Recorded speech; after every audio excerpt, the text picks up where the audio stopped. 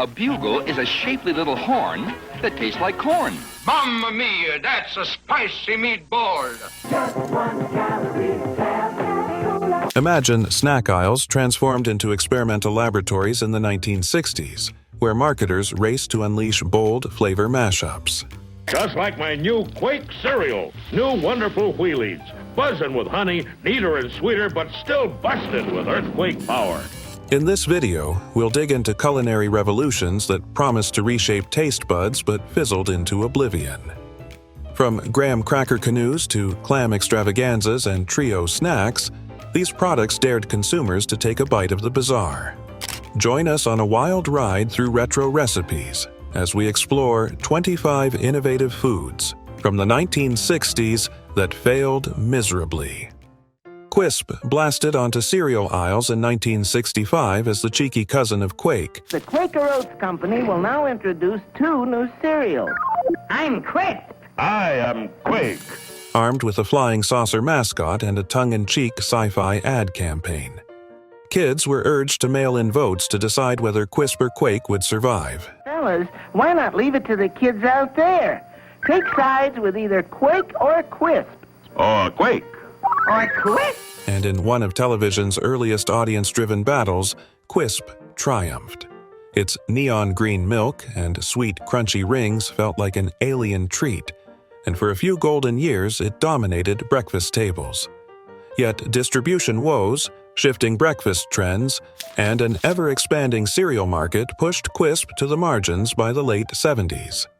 Despite periodic nostalgia-driven comebacks, it never regained national shelf space, surviving instead as a cult favorite, available only through direct mail or specialty shops. But that's only the start of our tale. Next up, a fast food favorite whose sudden disappearance left fans craving answers. In the mid-60s, Taco Bell dared to upscale its crunchy tacos by adding a sprinkle of green onions, a drizzle of cheese sauce, and a zesty dollop of sour cream, branding it the Nacho Supreme. Hey, French fry lovers, are you missing the of Taco Bell's new nachos? The layered textures and fresh bite of onions won over adventurous eaters, turning an ordinary taco into a DIY fiesta in a shell.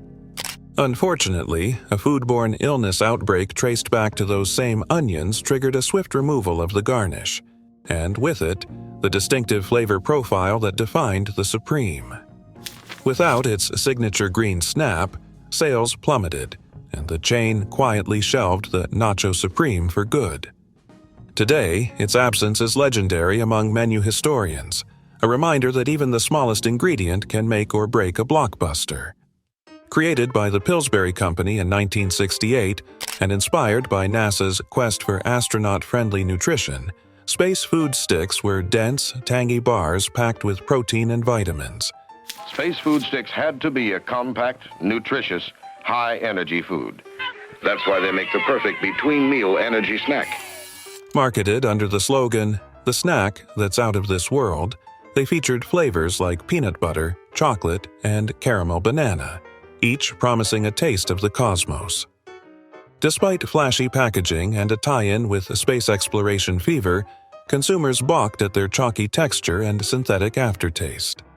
When the real space program shifted priorities in the 80s, supermarket orders dried up and the sticks vanished from shelves.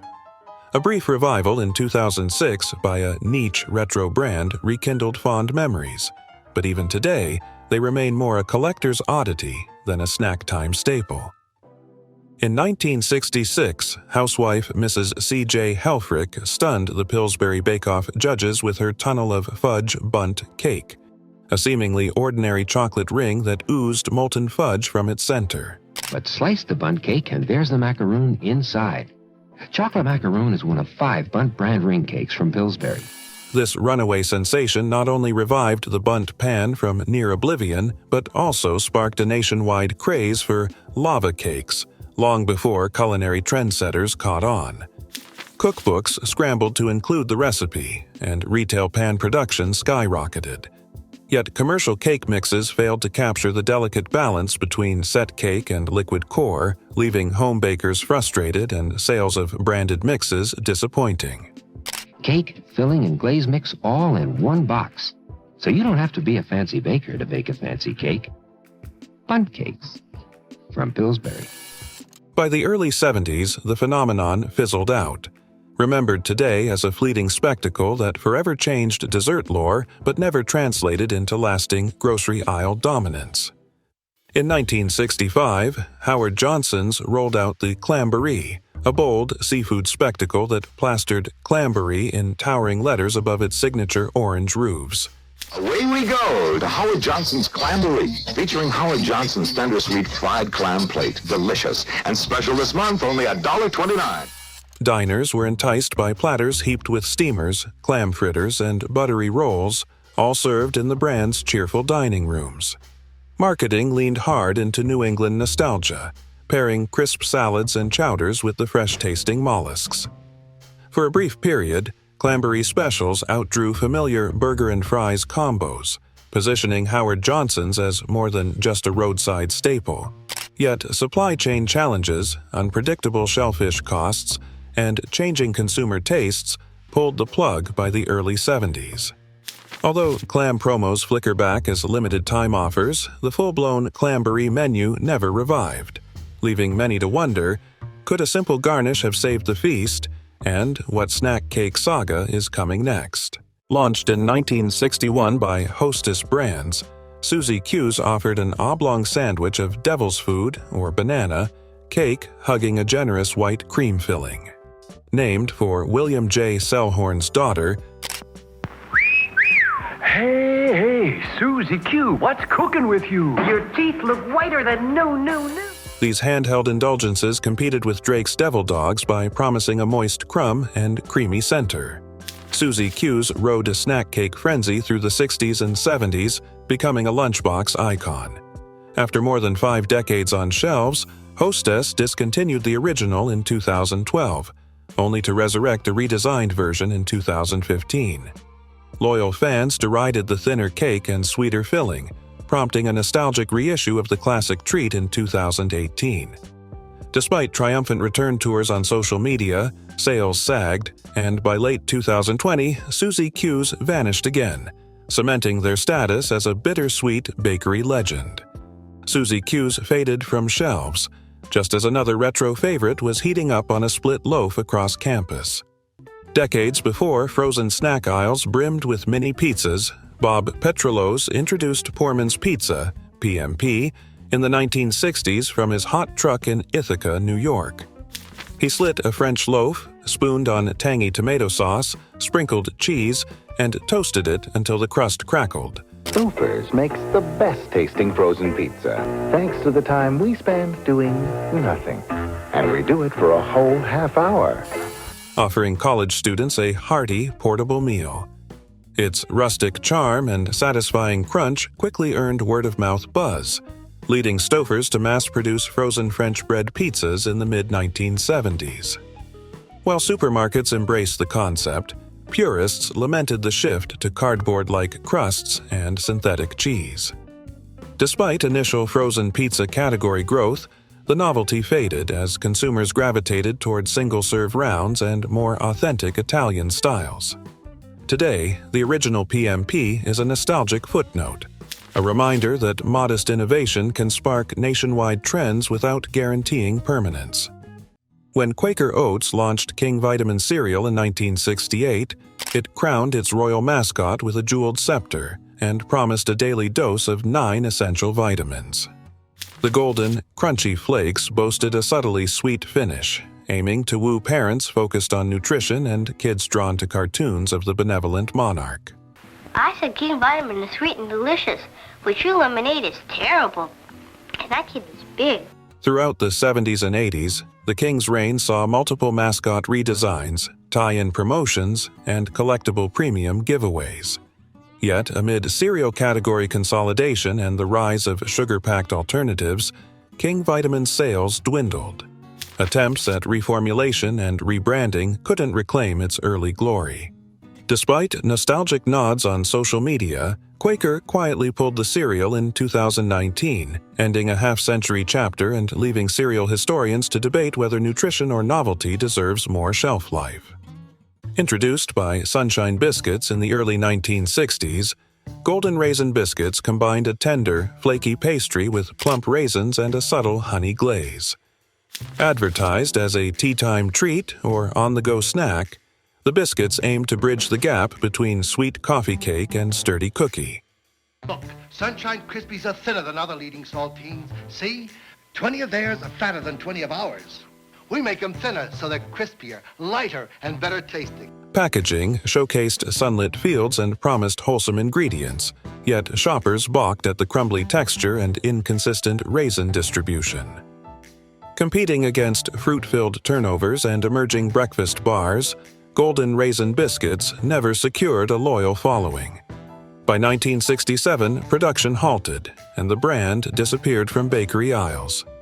Today, only vintage ads and childhood memories recall their brief tenure, an example of how even well-intentioned flavors can falter without the right bite. In 1969, Lincoln Snacks unleashed Screaming Yellow Zonkers, a candy-coated popcorn that looked like yellow confetti and tasted like a tangy vanilla dream. Each glossy kernel was drenched in a sweet, almost citrusy glaze that crackled between the teeth, delivering a carnival of flavor. But it wasn't just the snack's eccentric taste that captivated consumers. The packaging exploded with psychedelic graphics, absurd mock instruction manuals, and pun-laden jokes that turned every box into a comic experience.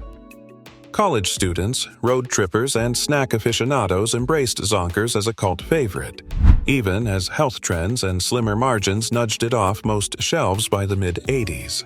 Students, the tongue is the taste barometer of the faith. Something is truly wonderful. You understand that Screaming Yellow Zonkers here is a fantastic butter-glazed popcorn snack.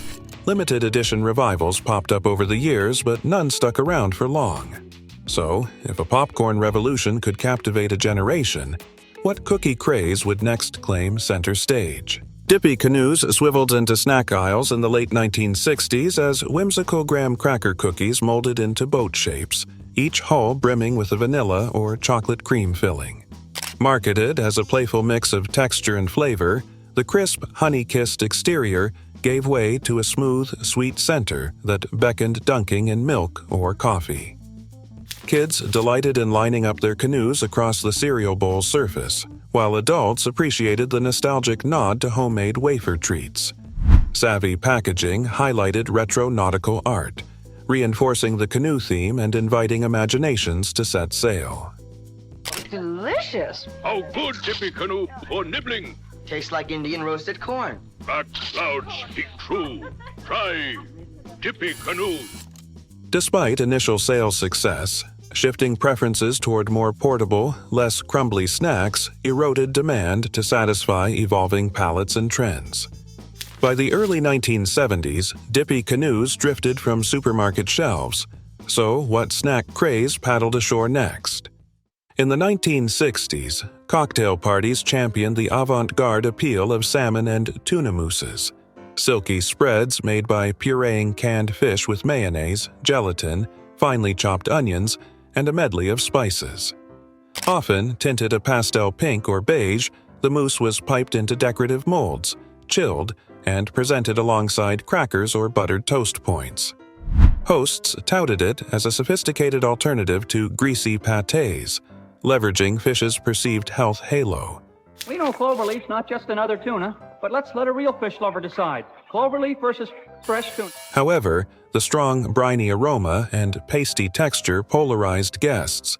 Many balked at blending seafood with gelatin. As culinary trends shifted toward fresh, raw preparations and lighter dips, fish mousses sank out of favor by the late 70s. Today, glimpses survive at retro-themed events, yet salmon and tuna mousse remain a footnote in the history of hors d'oeuvres and fine dining. Cocktail meatballs epitomize the glamorous hors d'oeuvres trend of the 1960s and 70s, offering bite-sized spheres of seasoned beef or pork simmered in sweet and sour glazes, barbecue sauces, or grape jelly mixtures. Served on decorative toothpicks, they graced Lazy Susans at office parties, weddings, and family gatherings, pairing convenience with a lip-smacking fusion of flavors. Hostesses appreciated the minimal prep, frozen meatballs popped into a slow cooker with sauce staples, while guests swooned over the unexpected savory sweetness. As dinner party etiquette shifted away from buffet-style snack stations toward plated courses and health-conscious menus, cocktail meatballs gradually lost their crown. Though still spotted at holiday buffets or brought by nostalgic relatives, they no longer dominate appetizer tables as they once did, a savory relic of an era defined by convivial communal nibbling, tasty tradition.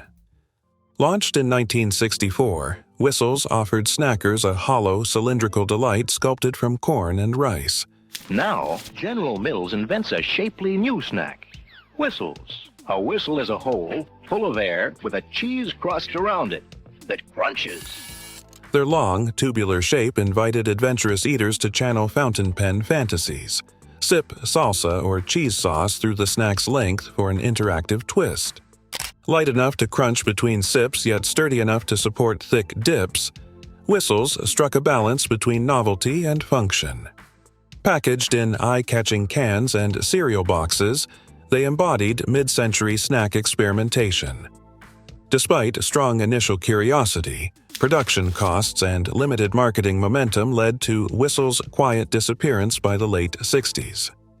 Today, they're remembered only in vintage catalogs and by collectors, a testament to both the bold creativity of 1960s snacks and the fine line between genius and gimmick. Daisies debuted in 1964 as the most delicate member of General Mills' new snack trio. These flat, flower-shaped crisps combined cornmeal and rice flour into petal-patterned discs, lightly seasoned with a hint of salt and buttery flavor. Their intricate design elevated snack time, encouraging elegant nibbling at cocktail parties or afternoon teas.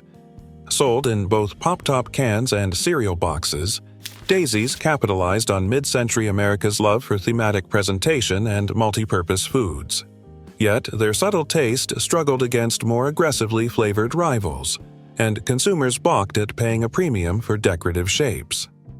By the turn of the decade, Daisies vanished from store shelves, leaving behind only fond memories and a reminder that visual flair alone can't guarantee snacking success. In 1968, Kellogg's tried to out Pop-Tarts with the Danish Go-Round, a spiral loaf cut into individual swirls, each cradling a dollop of strawberry, apple cinnamon, or blueberry filling beneath a glossy sugar icing. Advertised as a sophisticated breakfast upgrade, the pastries combined flaky, laminated dough with the on-the-go convenience Americans craved. TV spots depicted busy families grabbing go-rounds en route to school, while cereal aisles showcased eye-catching boxes illustrating the spiral's golden layers. A new kind of Danish pastry anytime you want it. 4 flavors, 4 luscious fillings. Eat 'em as is or from the toaster. Yet the go-round's intricate baking process drove up costs, and consumers balked at the higher price point. By the mid-70s, they vanished from grocery shelves, overshadowed by their simpler, rectangular competitors. Today, they live on in vintage commercials and nostalgic cook-along videos, an early spin on the toaster pastry that never quite stuck the landing. Picture a dainty sandwich cookie from the early 1960s. 2 tender, buttery shortbread wafers, lightly crisp yet melting at the edges, enveloping a whisper of vanilla crème so smooth it almost dissolves on your tongue. I say, Drusilla, these cookies are stupendous. Great Scott, Trevor. They're not cookies. They're fake Newtons. Terribly sorry. Most embarrassing blunder. Nabisco introduced Baronet in a bid to charm dessert lovers who craved something more refined than the ubiquitous Oreo. The name, evoking nobility, hinted at a regal indulgence. Shoppers admired its delicate balance of richness and subtle sweetness, but the cookie aisle proved ruthless. Oreo's enduring popularity left little room for rivals. As Nabisco streamlined its portfolio and focused on blockbusters, Baronets quietly slipped away by decade's end. Today, those who remember them speak fondly of a short-lived treat that felt like a refined secret, gone before it could become legend. In 1965, Quaker Oats ventured beyond oatmeal, unveiling Quake, a honey-sweet symphony of corn and oats pressed into gear-shaped crowns. Each crunchy morsel delivered just enough sweetness to coax sleepy children from their beds, promising sustained morning energy. Nonsense, Noodlehead. Neutralizing those sharp fangs takes power, like I get from Quake, my vitamin-powered cereal with a deep-down goodness. Cleverly marketed toward active families, its packaging featured dynamic silhouettes and bold calls to get up and go. Yet Quake's fate was sealed in an internal taste test. Quisp, its more whimsical, alien-themed cousin, captured hearts faster. Listen, muscle brain, outwitting crafty beasts takes speed. Like I get from sugary sweet Quisp, my vitamin-charged cereal. By 1973, Quake bowed out under a consumer vote that crowned Quisp champion. Although briefly revived in later decades, the cereal never regained a permanent spot on supermarket shelves. For a generation, Quake remains a kitschy footnote, a crunchy curiosity that defined a brief moment in breakfast evolution. Long before health-conscious menus reshaped fast food, McDonald's rolled out its signature fried apple pie in the 1960s, a golden brown, deep-fried pastry hugging tender chunks of cinnamon-spiced apples. Crisp edges yielded to a warm, gooey filling, every bite a comforting echo of homemade desserts. It quickly became a cornerstone of the McDonald's experience, delighting customers with its satisfying contrast of textures. The McDonald's hot apple pie still molten lava hot? Yes, especially when they just came out of the oven. And I got two, because I'm a nice guy. However, as nutritional awareness surged in the early 1990s, the chain opted for a baked alternative to trim fat and calories. In 1992, the fried classic was replaced nationwide by a lighter version, trading its addictive crunch for a softer crust. Though the original lives on in nostalgia, the fried pie remains a cherished memory of indulgence's heyday. When Coca-Cola launched Tab in 1963, the world was thirsty for a no-calorie cola. Out of all the diet soft drinks, there's only one that tastes different. It's Tab. And if you didn't know that, you just haven't tasted a Tab lately. Encased in its iconic pink can, Tab promised all the fizz and flavor of traditional cola without sugar's bite. Early sweeteners like cyclamate lent a unique tang, setting it apart from its peers. Diet-conscious consumers embraced it eagerly, until 1969's cyclamate ban cast doubt on its safety. Coca-Cola reformulated Tab with saccharin, but the damage was done. Regulators' skepticism and Diet Coke's blockbuster debut in 1982 overshadowed the pioneer. Over the ensuing decades, Tab's fan base dwindled. By the 2000s, Coca-Cola shifted focus to its modern diet and zero-calorie brands. Apparently, it's quite an emotional decision to come up with a new Coke, so they're going to let people make the choice, have it the way they want it, really. That's what it amounts to, whether you want the new or the old formula. In 2020, after nearly 6 decades, Tab fizzled out of most U.S. markets, remembered fondly as the original skinny soda. In 1963, Nelson Candy unleashed Astro Pops, 3-tiered, rocket-shaped lollipops layering strawberry, pineapple, and orange flavors. Each pop resembled an interstellar vessel, its pointed tip and conical design fueling mini flavor expeditions. Kids chewed through bright plastics to unveil taste adventures, one layer after another, while packaging artwork ignited imaginations of cosmic conquest. It's the Astro Pop. Discover how it got its peculiar shape and how that's changed over the years. Watch. Ownership changes in the 1970s eventually led to cost-driven recipe tweaks and a less durable mold. Consumers noticed. Sales slumped, and the original design was discontinued in 2004. Nostalgia-driven revivals in the 2010s captured fleeting attention, but Astro Pops have never reclaimed their gravity. Enthusiasts recall savoring each layered burst under summer skies, wishing those candy rockets would launch just one more mission to the moon of memory. In the late 1960s, American Home Foods introduced Patio, a line of Tex-Mex frozen dinners promising authentic Mexican flavors without the hassle of a home-cooked fiesta. Neatly compartmentalized trays held tacos, enchiladas, tamales, and refried beans, each slathered in zesty sauce and crowned with cheddar. Advertisements showcased fiestas at home, complete with sombreros and satin tablecloths, casting patio as an effortless passport to south-of-the-border taste. For 2 decades, these bright boxes thrived in freezers nationwide. Yet by the late 1990s, consumer palates had evolved. Shoppers craved fresher ingredients, authentically spiced recipes, and the vibrant textures of real restaurant fare. Patio frozen foods. They used to have Mexican foods. They had tacos and enchiladas. They were awesome. I don't see them around anymore. They have mini tacos now. As the frozen meal aisle diversified with gourmet brands and microwavable burritos, Patio's dated formulations and mild profiles lost appeal. Quietly phased out, Patio lives on in the memories of 1970s dinner tables and convenience-seeking families. Bursting onto shelves in 1960 under the Beechnut banner, Fruit Stripe gum was impossible to miss. Each stick sported bold, candy-colored stripes and came wrapped in a zebra print sleeve, complete with a temporary tattoo you could proudly wear on your arm. Kids delighted in its fleeting, one-minute flavors: strawberry, lemon, cherry, all gone in a flash, but forever stamped in memory. It takes me back to my childhood when all the gum we had, it was all just nothing but flat out sugar. I usually just get sugar-free gum now when I get gum, but this is good. As the decades rolled on, Fruit Stripe passed through Nabisco and Hershey hands before landing at Ferrara, where shifting tastes and sagging sales finally convinced the company to pull it in January 2024. Yet, even in its absence, that yipes, stripes, cheer still echoes. Introduced in the late 1960s, Hippie Sippy Candy grabbed attention with its tiny, multicolored chocolate pellets housed in a syringe-shaped plastic ampule. Kids used a straw to suck out the candy, transforming snack time into a pseudo-medical adventure.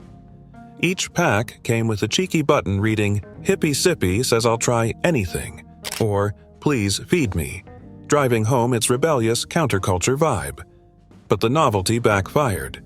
Critics argued the syringe-like design glamorized drug use, while the FDA warned that small pellets could be inhaled into the lungs, posing a choking hazard. Under mounting pressure, the candy vanished after a few months on the shelves. The Bite-Sized Candy History, we bring you the groovy story of Hippie Sippy, the candy that was so far out, it got banned. Today, it remains a bizarre footnote in confectionery history, proof that packaging can be as risky as flavor. Debuting in the mid-1960s, Jell-O Whip and Chill turned humble gelatin into a fluffy, mousse-like dessert that sat in the refrigerator. Available in flavors like strawberry and lime, it arrived as 2 packets, one for flavor, one for a light whipping agent, offering an easy showstopper finale to family dinners. Its pillowy texture and pastel hues fit perfectly with the era's love of bold convenience and colorful presentation. Whipped Jell-O parfaits, light, fluffy, and layered with fruit. These pastel treats weren't just sweet, they were a conversation piece and the perfect refreshing summer dessert. Through the 1970s, Whip and Chill featured on potluck tables alongside ambrosia salads and Jell-O molds.